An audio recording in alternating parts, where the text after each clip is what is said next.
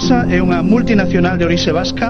No ano 97 abriu a súa planta de Somozas, unha instalación que ten dous nomes propios que non debemos esquecer.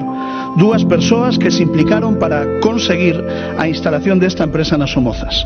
Manuel Candocia, alcalde das Somozas, Juan Fernández García, conselleiro de Industria dunha xunta que estaba a ser pioneira na aposta polo sector eólico en Galicia.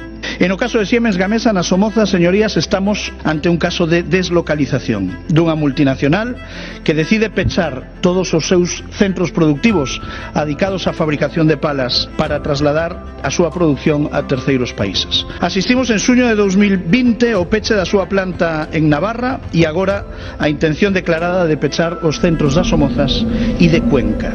Non só se vai de Galicia, vaise de España, vaise a Portugal, buscando unha fiscalidade e uns costes laborais probablemente distintos. Que transición ecolóxica é esta que nos presenta o Goberno de España, onde se abandona a industria tradicional, onde se pechan as centrais térmicas 20 anos antes de ter a obriga de facelo, e ao mesmo tempo o Goberno permite que unha planta de construcción de palas eólicas productiva, unha planta competitiva, peche sin solución de continuidade.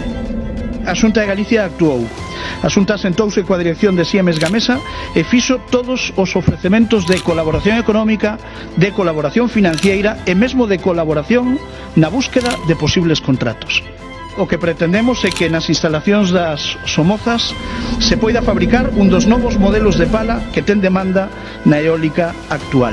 E nós o que lle pedimos ao Goberno de España é que se sente coa dirección desta multinacional para condicionar calquera posibilidade futura desta empresa no noso país a que revierta esta decisión de peche. Reiterando todo o noso apoio aos traballadores de Siemens Gamesa nas Somozas, dende o Grupo Popular compartimos a súa preocupación e imos contribuir na súa loita por continuar producindo palas dende a comarca de Ferrolterra, como vimos facendo dende o ano 97.